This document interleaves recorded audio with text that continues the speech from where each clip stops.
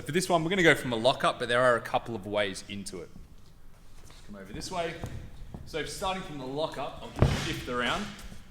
Probably the easiest way to go into it, because we've already got the arm here, which we need to isolate.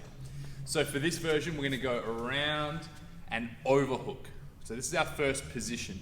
I'm keeping hooked on the neck, making sure I've always got one limb attached before I release for the next one. From this position, I need to get my head deep under the armpit. So real deep is best. If there's any air or gaps in any part of this movement, it's just not gonna work. It increases the risk of injury. So from this position, normally in amateur wrestling style, there's a few different ways to do it, but often you'll see them go down to 2 knees. I'm not saying you can't do that, but the way that I was originally taught with this one is to go inside knee up. This leaves a lot of space for them to flip through and land on their back. It also provides a higher base for me. So rather than being crowded and crouched, and rather than the movement being super fast, I can actually slow it down, do much more of a throw with it, and it just looks better for the back row. So from the lockup, we're gonna overhook, go under the armpit. Now all I have to do from this position, I'm already pretty close with that inside leg. I'm just gonna drop that right knee down. As I do that, my left arm shoots almost 45-degree angle to here, and the movement is a down and an up. My opponent on the other side is going to feel that just like we would for a suplex or a body slam, as a down and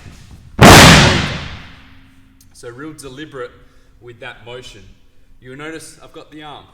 From here, if I wanted, I could turn in, lock a figure 4, finish it there. But we're gonna finish off with the rings of Saturn. For that, we need our opponent on their stomach. We're gonna lock the arms up. So once we get to this position, we have the right arm hooked. We're gonna square up to the body. We're gonna do a forward roll over their body, or a shoulder roll.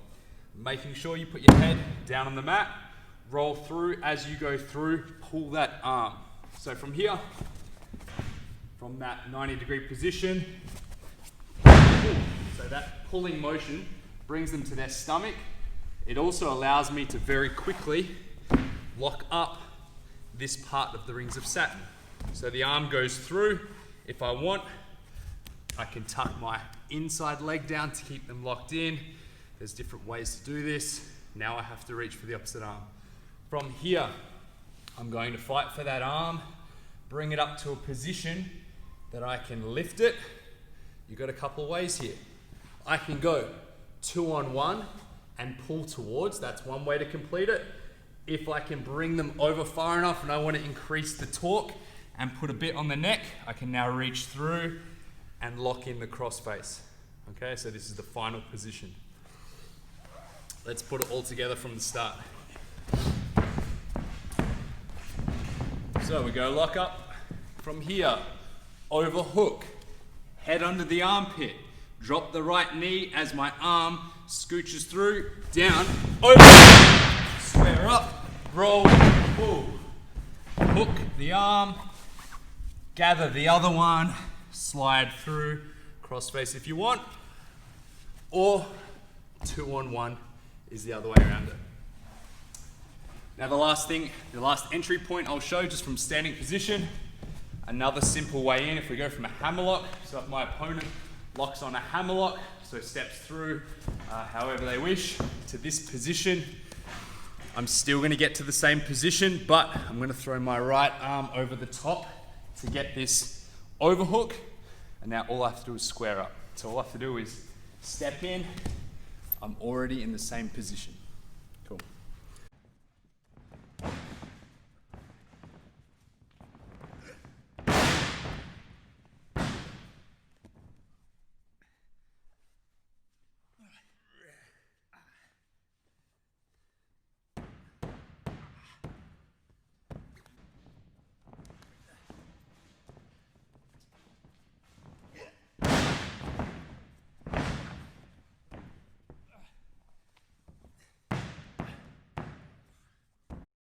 If you want to see more videos like this, click on the subscribe button, spread the word, And if you have any questions or requests for World Beater Wrestling, don't be afraid to comment below.